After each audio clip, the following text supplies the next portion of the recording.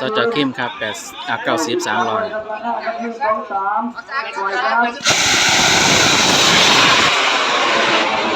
โอ้ติดฐาน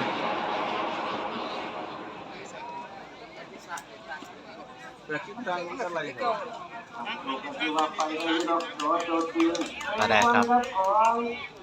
นอกไม่นครโพไปแล้ว115 วินาทีล่างของทางลูกนี่เอาพี่ติดฐานหน่อย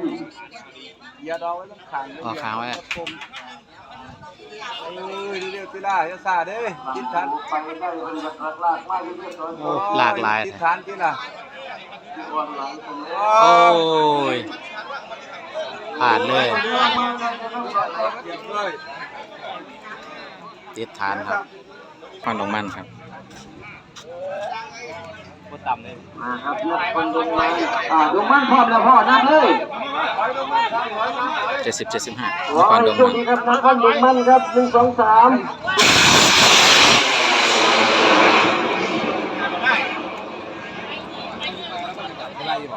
จะมาเขาคิดว่าเห็นข้อแล้วครับ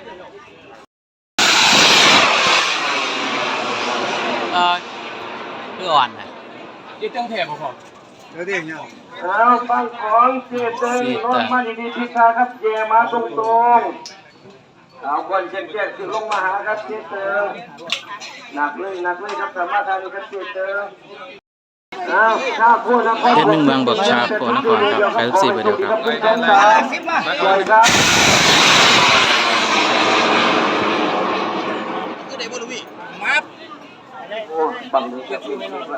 เอาเมฆเรียบร้อยเมฆต่ำไปนั่งทิศตะวันตกครับของนครลงมา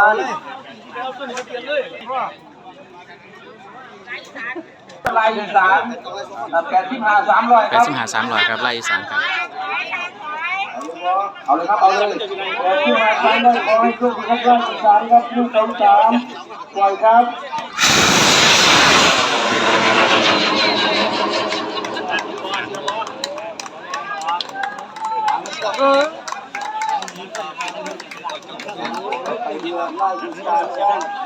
ได้ครับที่นี่เลยไล่อีสาน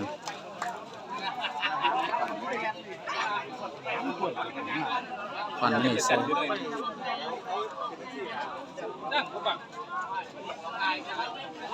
ลายอีสานหลักๆคนนับลายอีสาน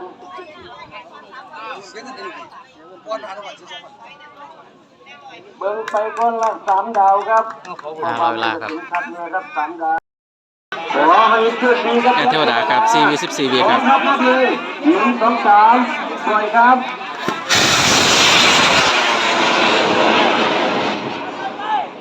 น้องต้นเพิ่นเป็นกระยับเปิงแบบว่าเอาไปได้ครับที่นี่เลยเทวดาไปเสียนบางมันไปหน่วยเพิ่นเป็นจังใดเยอะจังว่า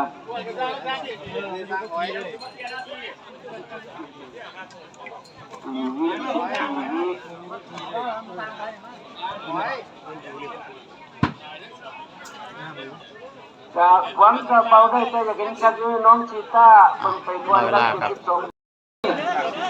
นครดงมันครับนครดงมัน90 20ขนาด2 นิ้วครึ่งครับ2 นิ้วครึ่งเราได้แป๊บนึงครับแล้วก็มาครับขอให้โชคดีครับ1 2 3ปล่อยครับนครดงมัน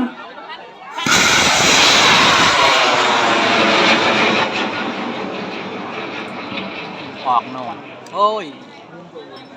อ่อนก็มันเติดสูอยู่ก็มันไอ้อยู่นครลงมันอีก1 บ้างครับบ้าง 1 นิ้วน้องกอย่าเพียง20มาน้องกอย่าเพียง20มาพร้อมครับนับเลยให้โชคดีน้องกอย่าครับน้องหน่วยราเข้าครับ1 2 3ปล่อยครับปล่อยครับพวกเขาครับรสชาตินี้กลับไปเป็นครับเขยน้องสมะขอทางหลวง80 90ขอให้ผู้ต่อพร้อมครับนับเลยนครหลวงครับขอให้โชคดีครับเดินลงแล้วครับน้องกอย่าครับเวลา90 10 วิครับนครหลวงขอโชคดีครับ1 2 3ปล่อยครับ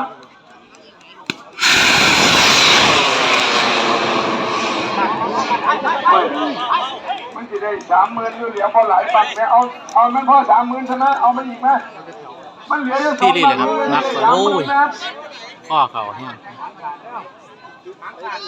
ข้อแห้งเขาข้อแห้ง ตำยอดติ้งตั้งเลยครับของนครหลวงครับลำตัวก็คือจังหวัดคนเดียว ลำตัวไปเลยแต่ว่าไปชนยอดครับนครหลวง90 วิหักวะน้อรอเวลาสุดท้ายครับ มันพอกระเทือนบางไปเป็นครับผม เทนนอลล้านครับ รอชั้นทองครับบังต่อไปเด็กคนล่างครับ81เบอร์เดียวขอให้ 81เบอร์เดียวครับ81เบอร์เดียว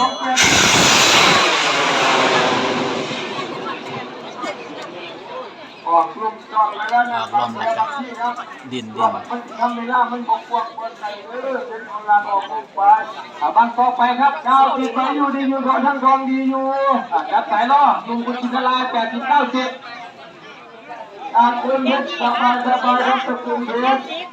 ของคือน้ำเลี้ยงหัวเนี่ยเป็นนักของคนเมืองมาผมชนะมาครับเช่นโรงงานบางต่อไปลุงคุณชินลายครับ80 90ราคาลุงคุณชินลาย นมกุชินาลาย80 90ดูครับลุงคุณชินลายครับ ไปได้ครับ ตัวน้ำเลี้ยงหัวตีนำชื่อขวางครับ อ้าวชนยอดอีกคือเก่าดินยอดอีกแล้ว 220 พันไปคนเมืองมา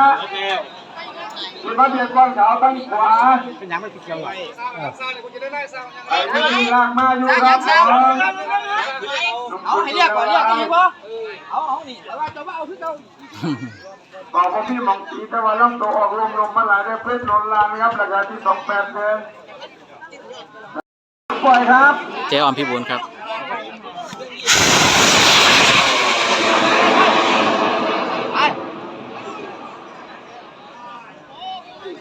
จอย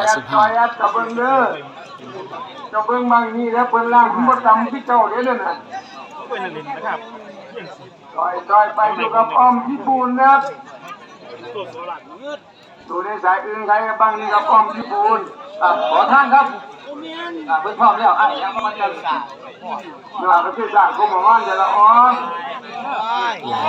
ข้อสานะครับนั่นนี่ 200ทานไปครับผมอากาศยาหน่วยครับ ทีนี้ไอ้สายอื่นใครครับ 9,000% ครับ 90ปีครับ90 10 วิ บวกความพยายาม9,000%บวกความพยายามขอให้โชคดีครับ1 2 3ปล่อยครับ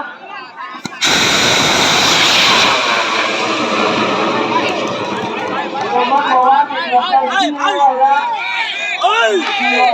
ที่นี่เลยม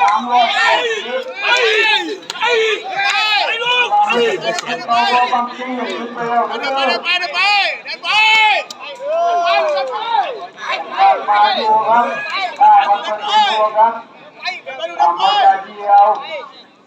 ใครพี่น้องรู้ใครกับอะไรยังจับตาเป็นข้อมือกัน รอเวลาครับเก่งกี่เรื่องครับ95 10 วิ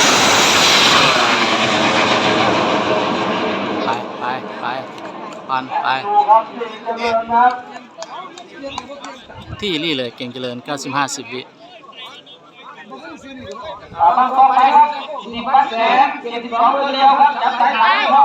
โอ้น้ำเลี้ยได้เลยน้ำเลี้ยได้หัวเป็นเด็กอยู่ในเรื่องครับของ5,000%บวกครับมายาเดี่ยวมองข้ามราคาไม่ได้คุณไม่ได้ใครคนนี้ติดเชื้อเรื่องกระจกน้ำไปรอเวลาครับเก่งเจริญเ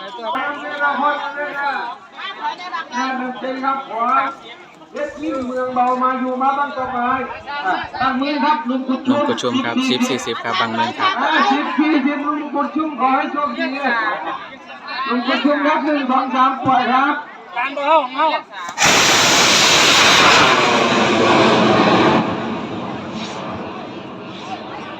ไปได้ครับที่นี่เลย